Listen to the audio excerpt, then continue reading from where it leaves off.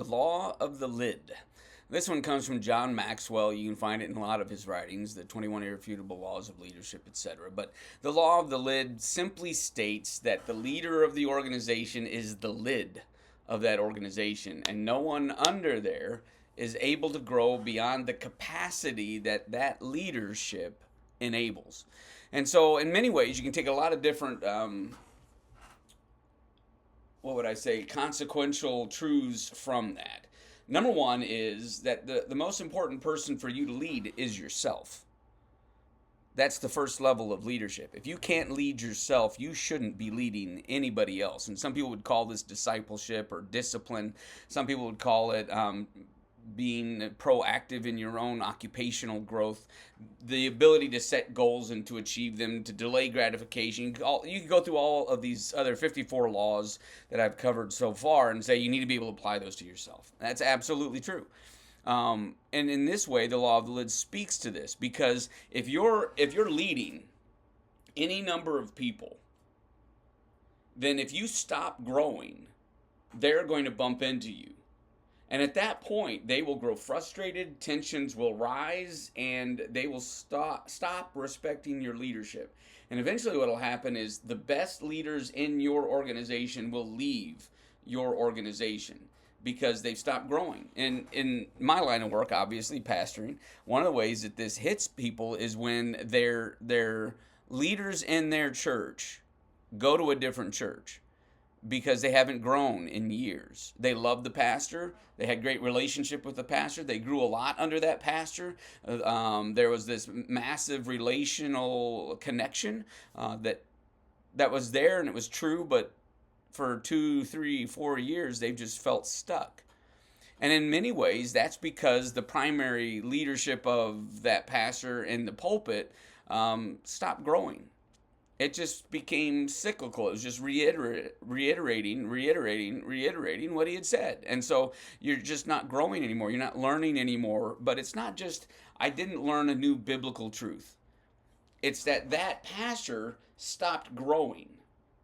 And because he stopped growing, there was no headspace. There was no room for the people under them to grow. And not just no room, but he was no longer being a catalyst for their growth. So in many ways, what I tell my people is, if you stop growing, you need to stop leading.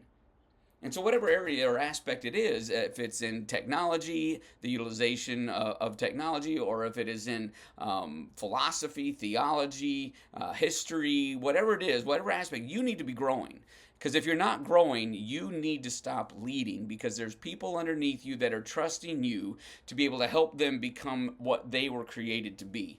And if instead of growing, you become static, you become comfortable, you begin to rest on your laurels at whatever height that is, the people you will lose are the best people. Because the people way down here, the people that haven't grown as much, the people that you're further above, if you will, in whatever rubric you want to use for that, they're still able to grow. But then what happens is, as soon as they bump into that lid, they're going to start becoming frustrated. They're going to stop respecting you, because you're now the problem. You're not the solution. And so in your organization, whatever that may be, if it's in the church, especially if you're a small group leader or a Sunday school teacher, if you're working in sound, if you're doing worship leading, whatever it is that you're in charge of, you need to keep growing in. And not in a fear-based sense like, oh no, they're going to catch up to me and then they're not going to want me here anymore. That's true.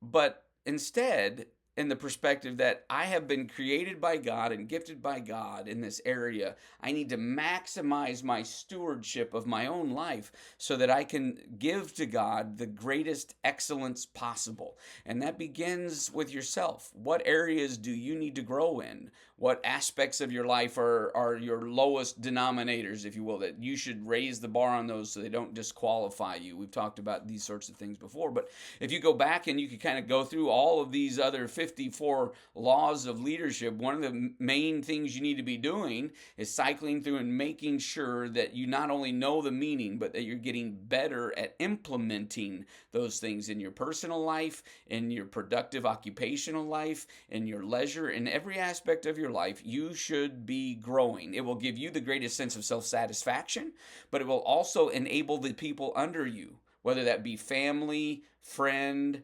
co-worker, or volunteer. It'll enable them to continue pursuing excellence in their life because you're leaving headspace for them to keep growing. And so I would encourage you that with all of these other leadership language teachings that you've seen and heard, review them, go back to them upon occasion, and make sure that you haven't gotten stuck. Because if you're stuck, your people will start leaving.